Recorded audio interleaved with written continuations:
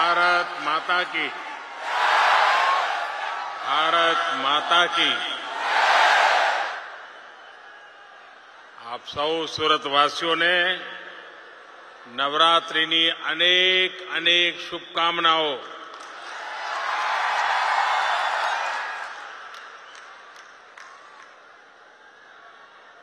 वैसे नवरात्रि के समय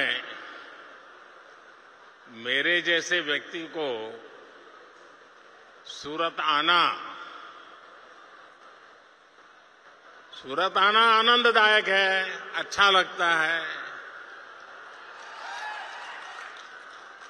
लेकिन नवरात्रि का व्रत चलता हो तब सूरत आने में थोड़ा कठिन लगता है।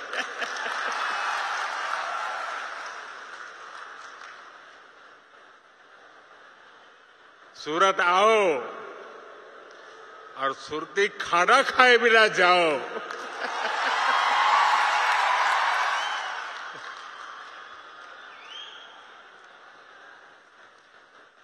ये मेरा सौभाग्य है कि नवरात्रि के इस पावन अवसर के समय मैं आज और कल गुजरात की धरती पर इंफ्रास्ट्रक्चर, खेल संस्कृति और आस्था से जुड़े कई बड़े आयोजनों का हिस्सा बनूंगा। गुजरात के गौरव को और बढ़ाने का ये सौभाग्य मिलना, आपके बीच आना और आप सबके आशीर्वाद लेना, आपका ये प्यार, आपका ये उत्साह दिनों दिन बढ़ता ही जा रहा है।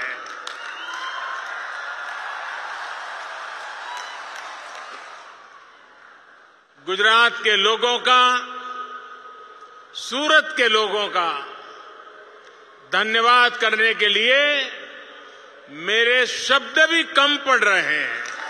इतना प्यार आपने दिया।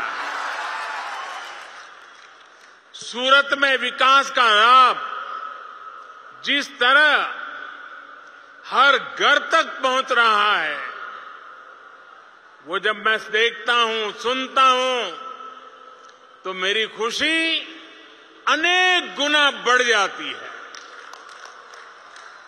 इसी क्रम में आज सूरत के विकास से जुड़ी अनेक परियोजनाओं का उद्घाटन या शिलान्यास किया गया है। इनमें से अधिकतर प्रोजेक्ट सामान्य सूरतवासियों को, मध्यम वर्ग को, व्यापारी वर्ग को ये अनेक प्रकार की सुविधाएं और लाभ पहुंचाने वाले हैं। मुझे बताया गया कि अमृत सरोवर, 75 अमृत सरोवर सूरत में उसका काम बहुत तेजी से चल रहा है। इसके लिए भी जिले के सभी साथी, शासन, प्रशासन, हर कोई और मेरे सूरतवासी भी बधाई के पात्र हैं। साथियों, सूरत शहर लोगों की एकजुटता और जन भागीदारी दोनों का बहुत ही शानदार उदाहरण है। हिंदुस्तान का कोई प्रदेश ऐसा नहीं होगा जिसके लोग सूरत की धरती पे न रहते हो। एक प्रकार से मिनी हिंदुस्तान सूरत की सबसे बड़ी खासियत यह है कि ये शहर, सूरत इस बात के लिए मैं हमेशा उसका गर्व करता हूं, ये शहर श्रम का सम्मान करने वाला शहर है। यहां टैलेंट की कद्र होती है, प्रगति की आकांक्षाएं पूरी होती है, आगे बढ़ने के सपने साकार होते हैं। और सबसे बड़ी बात, जो विकास की दौड़ में पीछे छूट जाता है, ये शहर उसे ज्यादा मौका देता है, उसका हाथ थामकर आगे ले जाने का प्रयास करता है। सूरत की यही स्पिरिट आजादी के अमृत काल में विकसित भारत के निर्माण के लिए बहुत बड़ी प्रेरणा है।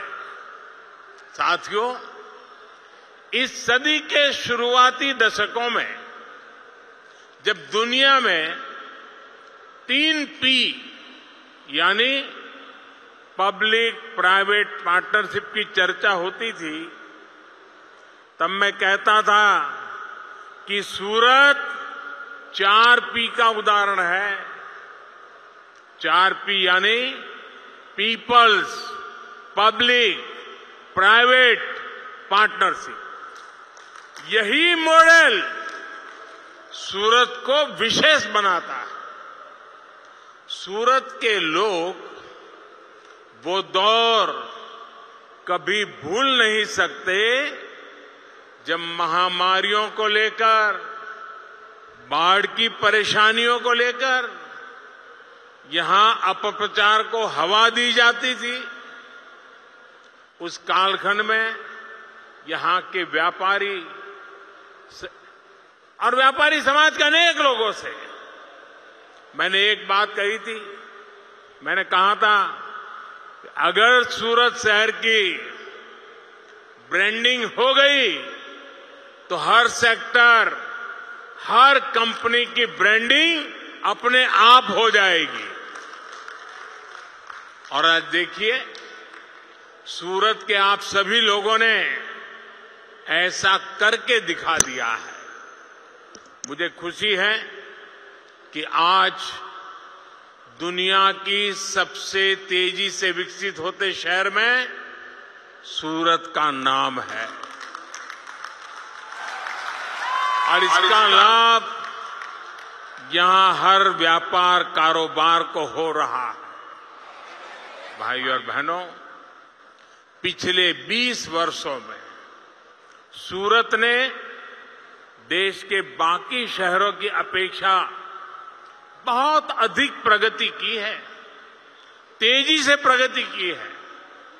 आज हम अक्सर देश के सबसे स्वच्छ शहरों में सूरत का गर्व से जिक्र करते हैं,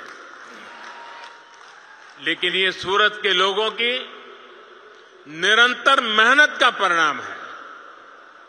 सैकड़ों किलोमीटर से अधिक के नए ड्रेनेज नेटवर्क ने सूरत को एक नया जीवनदान दिया है। 2 दशकों में इस शहर में जो सीवरेज ट्रीटमेंट की कैपेसिटी बनी है, उससे भी शहर को साफ सुथरा रखने में मदद मिली। आज भाकर और बामरोली में नई कैपेसिटी जुड़ गई है। यहां जिन साथियों को काम करते हुए 20 साल से ज्यादा का समय हो चुका है, वो इस बदलाव के बहुत बड़े साक्षी हैं। बीते वर्षों में सूरत में झुग्गियों की संख्या में भी काफी कमी आई है। इन 2 दशकों में यहां गरीबों के लिए, झुग्गियों में रहने वालों के लिए करीब करीब 80,000 घर बनाए गए हैं। सूरत शहर के लाखों लोगों के जीवन स्तर में इससे सुधार आया है। साथियों, डबल इंजन की सरकार बनने के बाद और घर बनाने में भी तेजी आई है और सूरत के गरीबों, मिडिल क्लास को दूसरी अनेक सुविधाएं भी मिलने लगी है। आयुष्मान भारत योजना के तहत देश में अभी तक लगभग 4 करोड़ गरीब मरीजों को मुफ्त इलाज मिल चुका है। इसमें 32 लाख से अधिक मरीज गुजरात के और लगभग 1.25 लाख मरीज ये मेरे सूरत के हैं।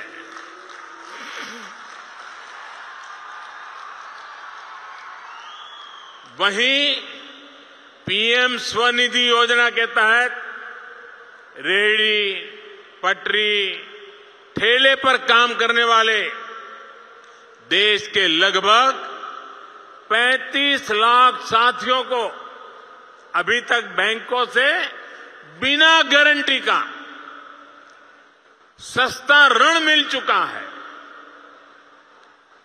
अभी शायद आपने दुनिया में बहुत जाने माने दानवीर बिल गेट्स का एक आर्टिकल पढ़ा होगा। उसमें उन्होंने इस बात का जिक्र किया है, एक लेख लिखा है, उसमें इन 7 चीजों का उल्लेख किया है उन्होंने। साथियों, इसमें गुजरात के 2.5 लाख से ज्यादा लोगों को और सूरत के करीब 40,000 साथियों को इसकी मदद मिली है।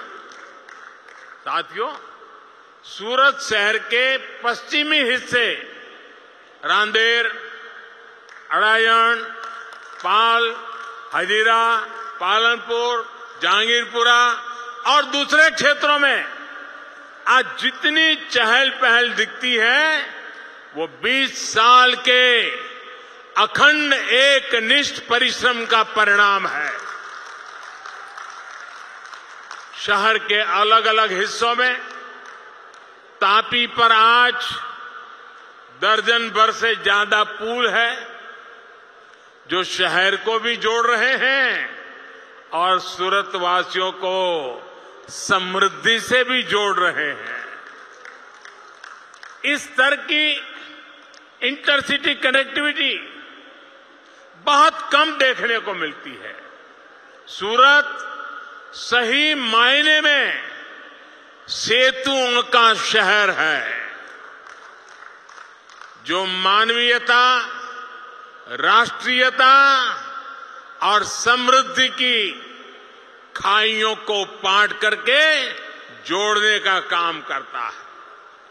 भाइयों और बहनों, आज जिन प्रोजेक्ट्स का शिलान्यास और लोकार्पण हुआ है वे सभी सूरत की इस पहचान को सशक्त करने वाले हैं। सूरत के कपड़ा और हीरा कारोबार से देश भर के अनेक परिवारों का जीवन चलता है।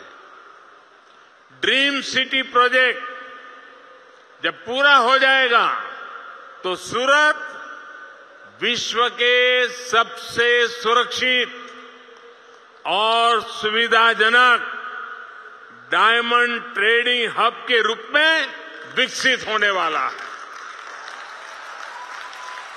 वो दिन दूर नहीं जब सूरत दुनिया भर के डायमंड कारोबारियों, कंपनियों के लिए एक आधुनिक ऑफिस स्पेस के रूप में पहचाना जाएगा।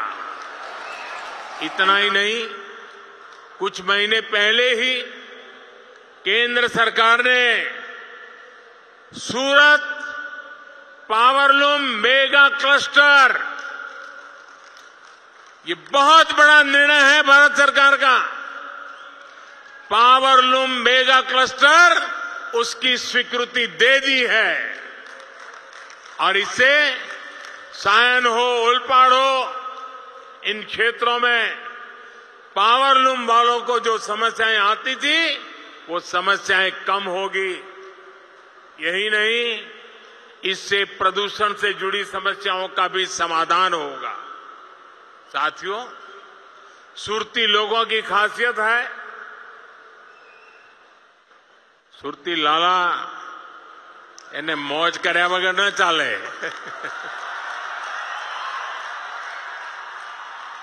અને બહારથી આવનારો માણસ પણ જોતામાં સુરતી લાલાના રગે રગાઈ જાય। અને હું તો કાશીનો એમપી છું, એટલે લોકો રોજ મને સંભળાવે સુરતનું જમણ, કાશીનું મરણ.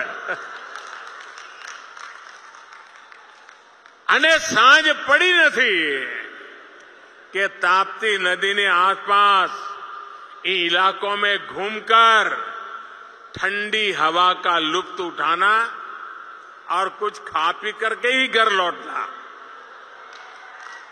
इसलिए ताप्ती के किनारों सहित सूरत को और आधुनिक बनाने के प्रयासों को आगे बढ़ाने के लिए भूपेंद्र भाई और सीआर पाटिल और कॉरपोरेशन से जुड़े लोग, यहां के विधायक,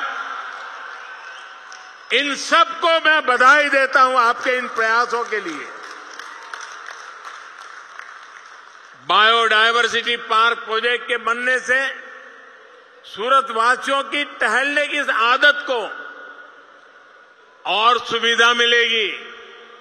उठने बैठने सीखने के लिए नए स्थान मिलेंगे. भाइयों और बहनों, एयरपोर्ट से शहर को जोड़ने वाली सड़क जो बनी है वो सूरत की संस्कृति, समृद्धि और आधुनिकता को दर्शाती है. लेकिन यहां अनेक साथी ऐसे हैं जिन्होंने एयरपोर्ट के लिए भी हमारे लंबे संघर्ष को देखा है, उसका हिस्सा भी रहे हैं.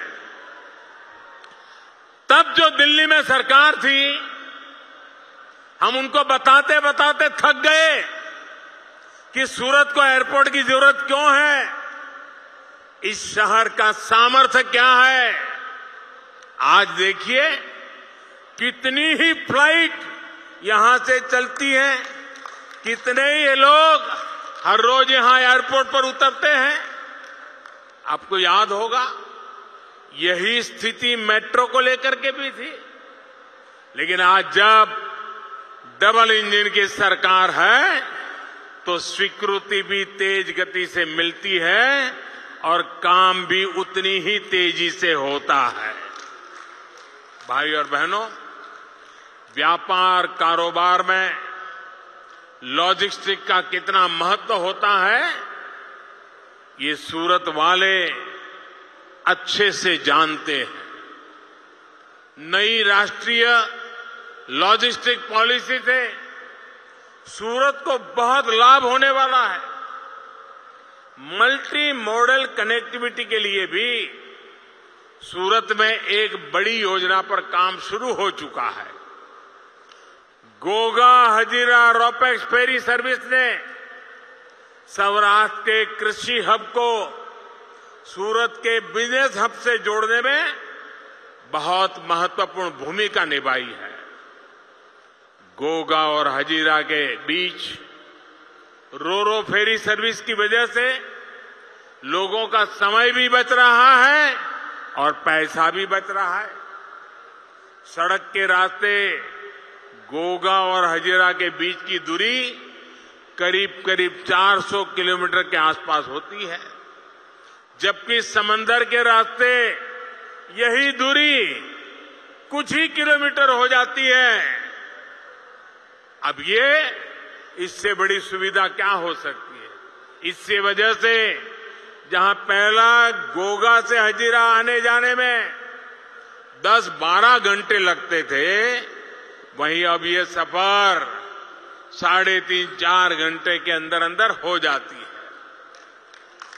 हम फेरी की वजह से भावनगर, अमरेली और सौराष्ट्र के दूसरे हिस्सों से सूरत आए लोगों को बहुत लाभ होगा. अब परमानेंट टर्मिनल तैयार होने के कारण आने वाले दिनों में और ज्यादा रूट खुलने की संभावना बढ़ी है. इससे यहां के उद्योगों को, किसानों को पहले से ज्यादा लाभ होगा. साथियों, हमारी सरकार सूरत के व्यापारियों, कारोबारियों की हर आवश्यकता को देखते हुए काम कर रही है, नए नए इनोवेशन कर रही है. मैं आपको एक उदाहरण देता हूं. आप जानते हैं कि सूरत के टेक्सटाइल का एक बड़ा बाजार काशी और पूर्वी उत्तर प्रदेश से भी जुड़ा हुआ है। यहां से बड़ी संख्या में ट्रकों के जरिए सामान पूर्वी यूपी भेजा जाता रहा है। अब रेलवे और पोस्टल डिपार्टमेंट ने मिलकर एक नया समाधान भी खोजा है, एक नया इनोवेशन किया है। रेलवे ने अपने कोच की डिजाइन को इस तरह से बदला है कि उसमें आसानी से कार्गो फिट हो जाता है। इसके लिए खास तौर पर 1 टन के कंटेनर भी बनाए गए हैं। ये कंटेनर आसानी से चढ़ाए और उतारे जा सकते हैं।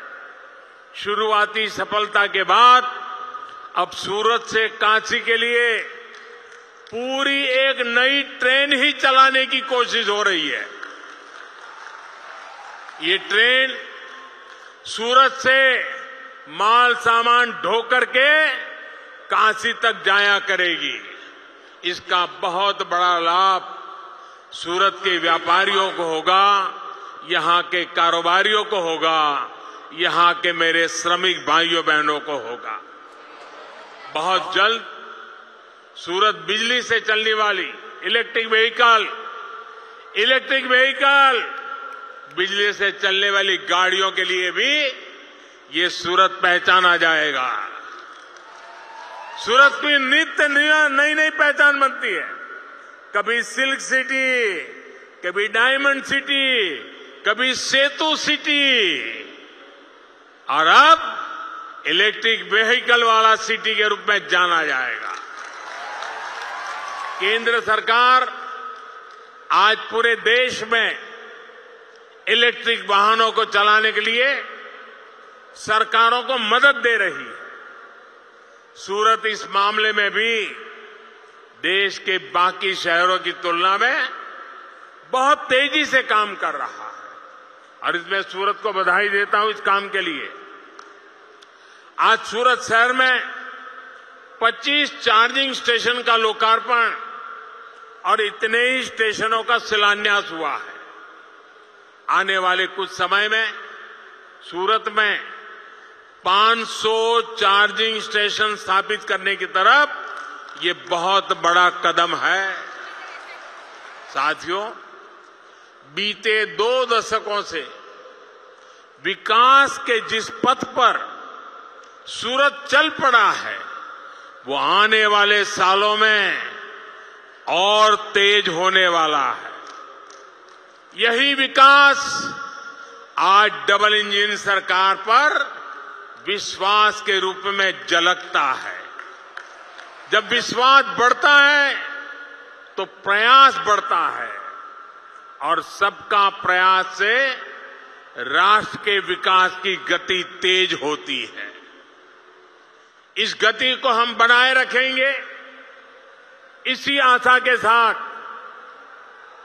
सूरत वासियों जेटलो आभार मानू એટલો ઓછો।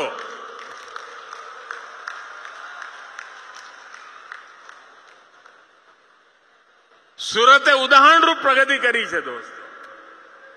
હિન્દુસ્તાનમાં સુરતના સમકક્ષ અનેક શહેરો છે। સુરતે બધાને પાછળ પાડી દીધા છે અને આ શક્તિ ગુજરાતમાં જ છે દોસ્તો। આ ગુજરાતની શક્તિને ઊંડી આંચ ન આવે, ગુજરાતની વિકાસ યાત્રાને કોઈ ઉણપ ન રહે, એના માટે કોટી કોટી ગુજરાતીઓ પ્રતિબદ્ધ છે, સંકલ્પબદ્ધ છે। એ જ વિશ્વાસ સાથે ફરી એકવાર आप सबने खूब खूब आभार। भारत माता की, भारत माता की, भारत माता की।